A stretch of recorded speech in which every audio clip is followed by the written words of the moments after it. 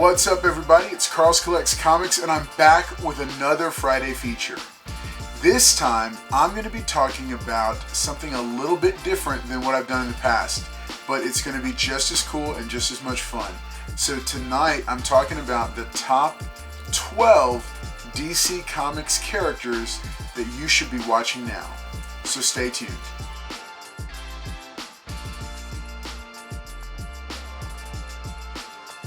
Alright, so here we are.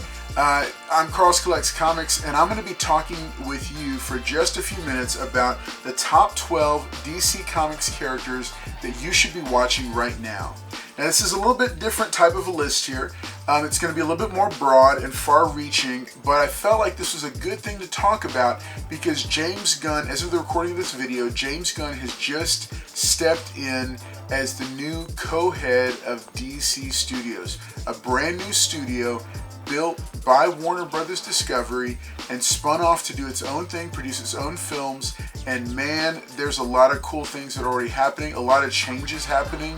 The comic community is abuzz with rumors and ideas and dreams and, some regrets that we're going to lose some of the old stuff, but I am pretty excited about what's happening in the future because I think that DC Comics has one of the greatest libraries of characters in comic books, probably the greatest, even better than Marvel, because there's such a broad, far-reaching set of characters to pull from. So I'm really excited that James Gunn and Peter Safran are going to dive in and really pull from this vast, just huge wealth of characters that are out there in DC. So what I'm doing with this list is I'm going to point out 12 characters from DC Comics that I think you should be paying attention to. Now, I'm also going to be pointing out some of their key books and books that you should consider picking up. As always, do your own research. Make sure you know about the books, get a good feel for the pricing of the books, get a good feel for grading, and always make sure you deal with trusted and reputable dealers, or make sure that they're third-party graded so at least you can guard against things like restoration and missing pages or pieces. But yeah, lots of cool stuff. I'm really excited. It's going to be a longer video than usual, but it's going to have a lot of good stuff in it. So let's go ahead and get started. So I do want to make this note that I'm staying away from some obvious choices like Superman, Batman, Wonder Woman. To me it's obvious that those characters are going to get utilized at some point in the future. I'm also leaving out the John Stewart Green Lantern because, or any of the other Green Lanterns, because I just made a video specific to them. And some of these other characters I have videos, and some of the other ones I have videos forthcoming. But I'm going to drop links for a couple of these, and you'll see the Green Lantern one here and in the description below, so you can check that video out as well. So let's get started. Number 12 on my list, who also has a video, is Blue Beetle, the Jaime Reyes version. So Infinite Crisis 5 features Jaime Reyes taking over the mantle to become the current iteration of the character.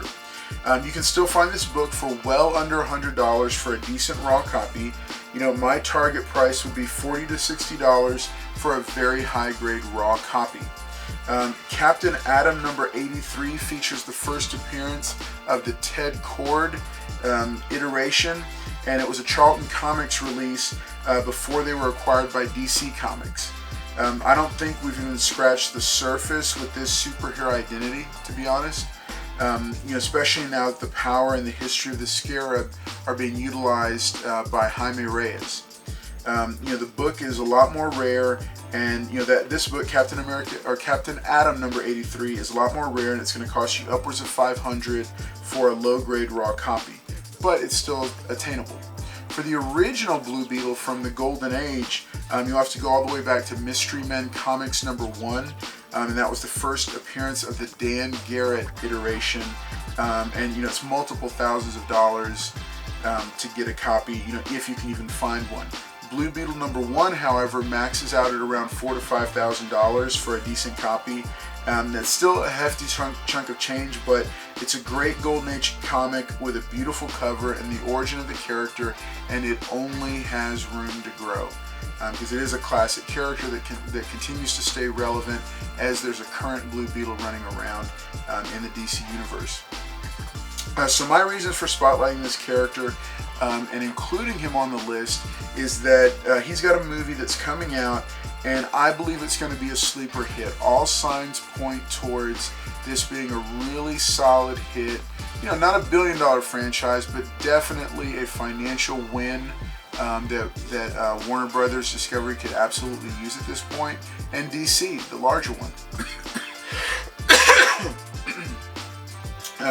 And I don't think it's, and I'm not saying that just because of the Hispanic superhero angle either. You know that I'm a big fan of Hispanic superheroes, but I don't think that that is the main reason why it's going to happen.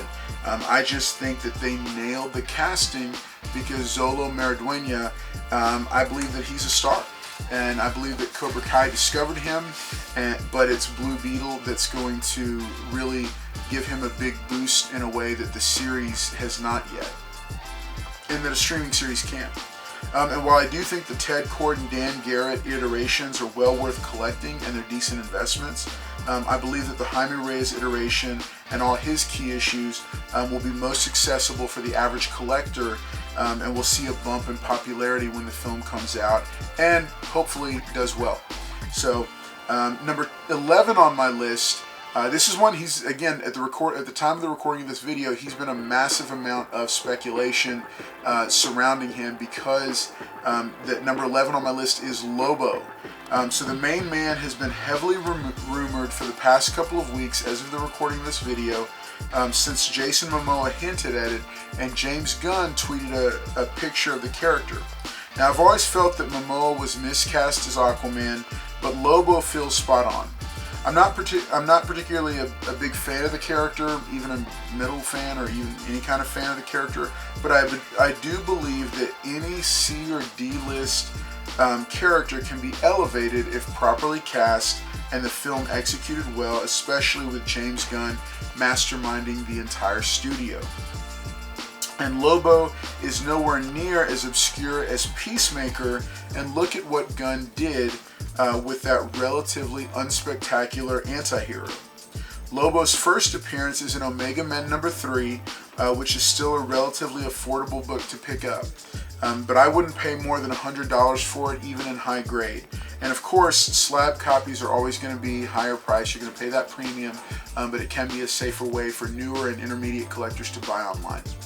Number 10 on my list of the top 12 DC characters that you should be watching right now is the Atom, the Ray Palmer version of the Atom. So he's a lot more than just DC's version of Ant-Man. He's a renowned scientist and a classic DC Comics character from the Silver Age, and his first Silver Age appearance in Showcase number 34 is readily available and can be had for just a couple $100 in low grade. For the significance of the character and for his potential, it is well worth a couple of $200 to $300 to get yourself a low grade, 3.0 to 4.0 copy. Excellent Silver Age pickup to snag right now. We do see it trending a little bit upward, but nobody's really paying attention to this character, and there's so much that could be done with him, especially if they decide to team him up with Hawkman, his oftentimes partner in the comic books. Like I've said before, if you have your money ready and you watch for deals, this book isn't a hard one to find.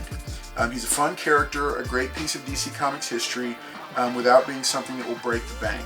And it's well worth adding to your collection if you want to start getting into DC Comics Silver Age books, but you don't want to spend like $1,000 your first time out. This is a great starter DC Silver Age book with a major first appearance in the Silver Age. Number 9 on my list is Nightwing, also known as Dick Grayson. Alright, so he's a relatively recent but incredibly popular character. Nightwing has remained in the rumor mill for quite some time. His rumored feature film was shut down, and it was back, then it was down, then we thought he was dead. He's been all over the place. There's a lot of history and connections for a character like this, because remember, the Nightwing moniker was first mentioned in a very old copy or a very old issue of Action Comics, And then Nightwing himself was formerly known as Dick Grayson. He was the original Robin, so he appeared all the way back in Detective Comics number 38. So he's been around for quite some time, and comicdom has seen him grow up from a teenager all the way into a young adult man, in his, who's his own superhero in his own right, and has really come into his own and stood on his own for quite some time. Now, while he's been the leader for the Titans series, he's well worth looking at for a major adaptation once that series comes to a close. And that's the bottom line, is that, the Titans series is cool, but you cannot achieve the same types of stuff on something like that that you could with a feature film budget. And I would just really love to see what they do with a feature film budget for this character. See all real acrobatics, a team of acrobats to bring DC Comics' greatest acrobat to life. No CG, everything real for real. Really charismatic, solid lead cast, and a great director that does action well. Somebody who did something like The Extraction, but it's Nightwing and he's high flying and all that. Yeah, you could do so much with the character. So, Nightwing, Dick Grayson as Nightwing. His first appearance is Tales of the Teen Titans number 44. Remember, it's not the very first mention of Nightwing in DC Comics. That was in a copy. That was an edition of Action Comics, and it was it's been retconned to be a legend from Krypton that Superman tells Dick Grayson about, thus leading to him deciding to call himself Nightwing. So this book has been a popular sub $100 key book for quite some time, and it shouldn't make too much of an adjustment if he comes to the big screen. So it's a really good time to pick it up, because it is a steady growth book, and as every 5 years goes by, the book does seem to bump up and get a little bit more and more expensive as time goes on. It's a good time to pick up a copy if you haven't already. My target hot price for a nice, crisp, raw copy would be about $75 as of the recording of this video. Next on my list of top 12 DC Comics characters worth watching right now, or that you should be watching right now. Number 8 on my list is Hawkgirl, the Shiera Sanders version. Alright, so this was the original Hawkgirl, and she was a Golden Age character who did have her first appearance in Flash Comics number 1, but that, for like a super low grade copy, is a $20,000 book. So yeah, instead let's focus on her first Silver Age appearance, which also happens to be Hawkman's first Silver Age appearance. So both of them in the same book. It's Brave and Bold, the Brave and Bold number 34. So this book is also easier to find and less expensive. Quite a few copies were available on eBay for only a couple of $100 each. That's not even me looking for a bargain. Two major DC Comics characters in a Silver Age key book for under $1,000. Absolutely, just like the Atom, this is a great book to be picking up right now, because it is incredibly undervalued and underpriced right now, and it only has to go up because these are pedigreed characters that have been around forever. Alright, as far as media properties go, she may or may not make it to the big screen, but this is still a very cool pair of characters to pick up, especially given how effectively Hawkgirl has been utilized both in comics and in animation to date. And to be completely honest, I think she could be the more interesting of the pair. Now, Aldous Hodge, Black Adam, just as of the recording of this video, Black Adam just came out a couple months ago. Aldous Hodge did fantastic in the role. I don't think he had a lot to work with in terms of script, and I didn't think that his relationship with Dr. Fate and some of the other stuff was very well handled. However, he is a fantastic actor, and he did a great job in the role. And I would absolutely want to see more of him, and then pair him up with a really solid actress playing Hawkgirl and exploring their past and their history and what they've been through, and their whole kind of love story through time thing would be really cool stuff. Alright, so number 7 on my list is, that's right, Darkseid. Alright, so here's the thing about Darkseid. for as significant as he is, and this is the same as a lot of these characters on here, Darkseid is a massive villain in the DC universe. He's probably the most powerful villain in the DC universe. There's some others that rival him and that come close and that might even, a couple might exceed him, but he is incredibly powerful. His key books are just very, very undervalued.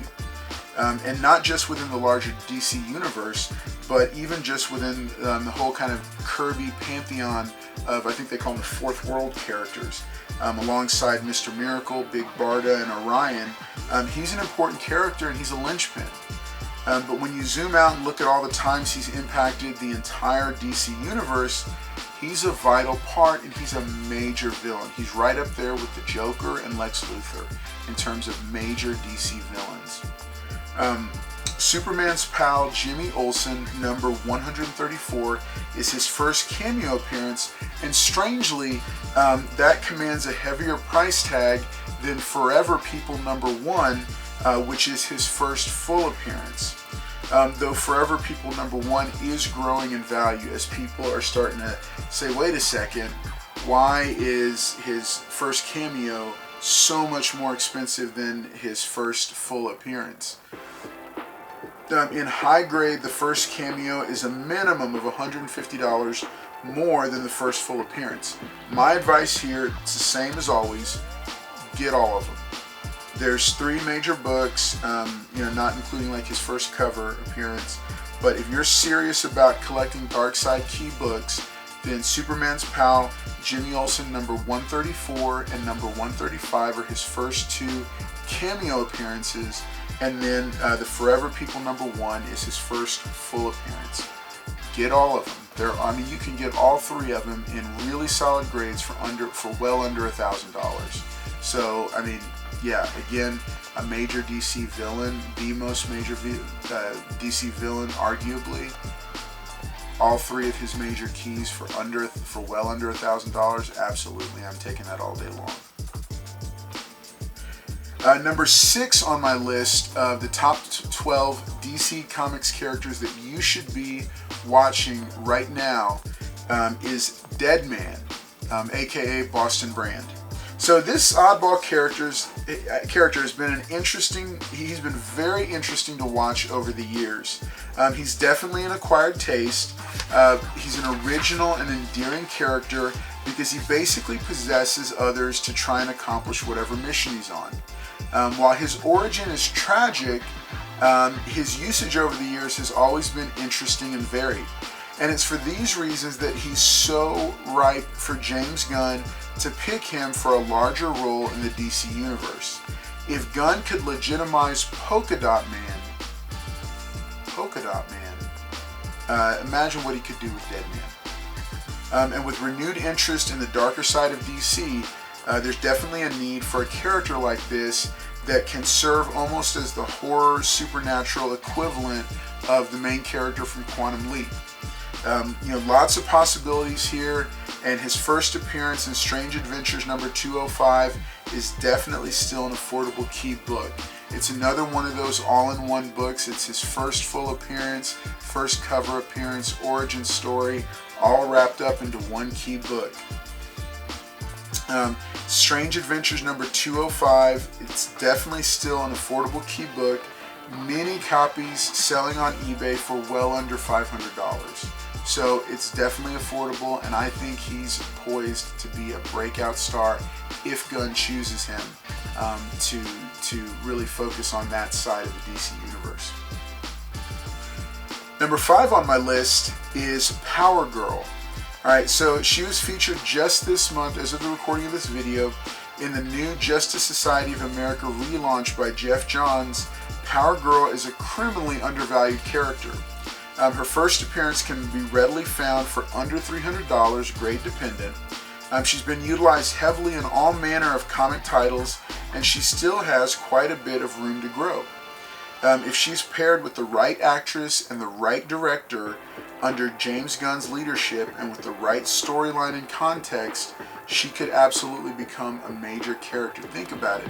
She's Supergirl from an alternate, from an alternate Earth. So she has, I mean, she's right up there in terms of power levels, and the interest in the character has only been growing over the years. So her first appearance is in All-Star Comics number 58, and it still hasn't surpassed $500 for a high-grade raw copy. And there's no shortage of copies on sale on eBay. Her first solo story, an origin issue in Showcase number 97, is also an affordable book and well worth picking up if you find it in the wild for under 20 bucks. I think there's a lot of opportunities, like I've said, to develop this character into a franchise, so it's worth picking up her key books now before they really get out of range. And the beautiful thing is, like I've said, a lot of these books that I'm listing just continue to grow and appreciate with time. The value continues. We'll see little bumps, but we're not seeing this hard price adjustment in a lot of these DC books that we're seeing in a lot of the Marvel books. So just something to to consider, to think about. Number 4 on my list is Booster Gold. That's right, Booster Gold. All right, in a recent crowdsourcing exercise, James Gunn asked for suggestions for DC Comics characters to bring to life. Surprisingly or not, Booster Gold was the most mentioned character. And I can definitely see why. He's an original, charming character whose origin and power set are tied to his greatest flaw. He's flawed but lovable and has an excellent power set, as well as the ability to go from humorous to tragic to star status within the space of a 90-minute feature film. Also, think about it, he was a disgraced sports star from the future who came back using future tech to try to become a hero and rehabilitate his image. Alright? So all his powers and origin is tied to a flaw. It makes him such an interesting character, and I think that's part of the reason why people want to see him adapted, because handled with the right nuances, and that could be a massive hit for DC Comics. Again, like a couple of these others, or like some of these other ones, Booster Gold number 1 is an all-in first appearance book. It's his first full appearance, it's his origin, his first cover appearance, and his first solo series issue, all rolled up in one. There's no confusion, no debate, simple and clear, and affordable. You can find this book for under $50 raw in decent shape, though it's definitely seen some gains since Gunn tweeted about it. And his penchant for choosing characters that are overlooked and off the beaten path definitely lines up with Booster Gold. Number 3 on my list of the top 12 DC Comics characters that you should be paying attention to right now, that you should have your eye on, is Firestorm.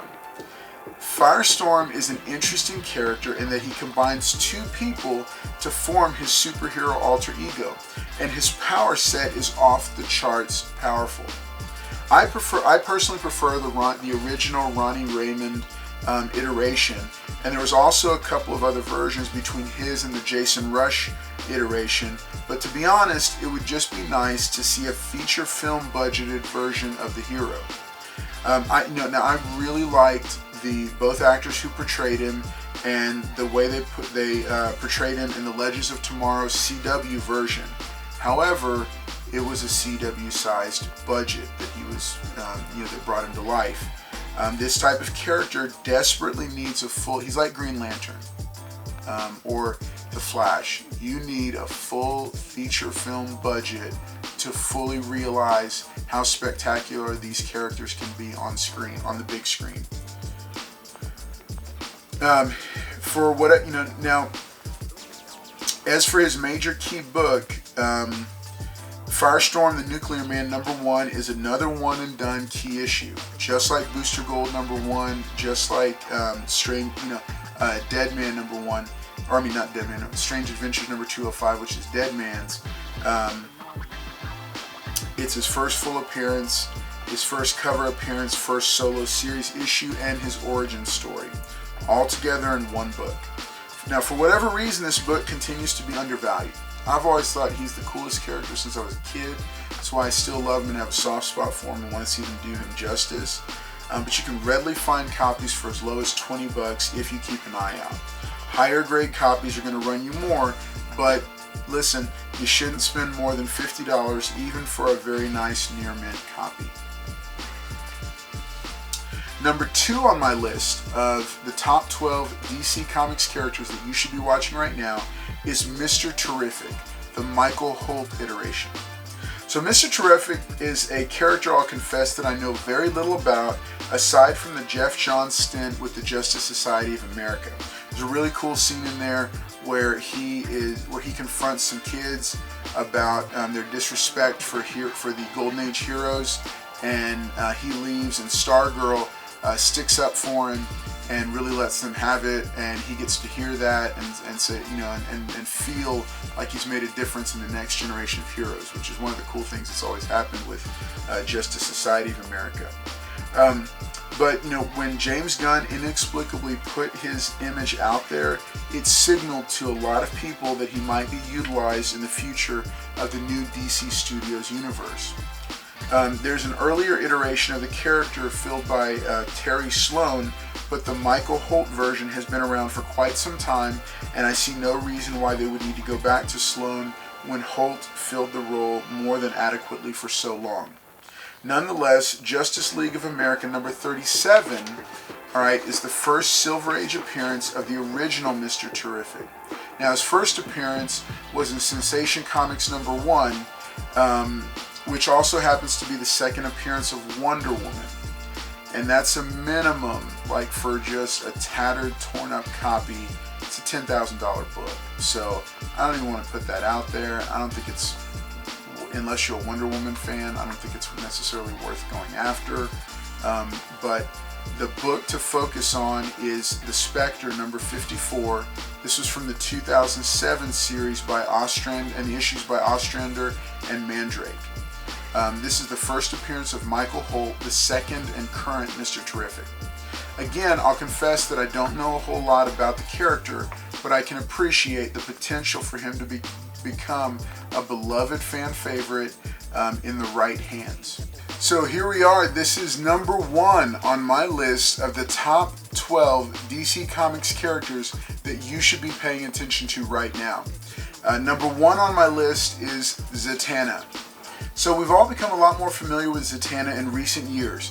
Within the past 15 to 20 years, she's been elevated as a character and as a powerhouse as different creative teams have helped to fully realize her potential. She can stand toe-to-toe with any other powerhouse in the DC universe, and she even has an advantage over Superman due to his susceptibility to magic. Remember, one of his weaknesses is magic. It's been retconned in. You know, makes him a little bit more, the situation's a little bit more dire when he has to face magic. That's why characters like ZATANNA and Shazam and Black Adam have a bit of an edge over him. All right, she continues to grow in popularity, and the recent Justice League Dark title featuring her as a team regular really showcased how she could function in her own corner of the DC universe, as well as when she worked alongside the main Justice League team. At the end of the day, she's just a really cool character, and her use of magic is simple but original. For those who don't know much about her, she simply has to say something backwards and it becomes reality. Think about that.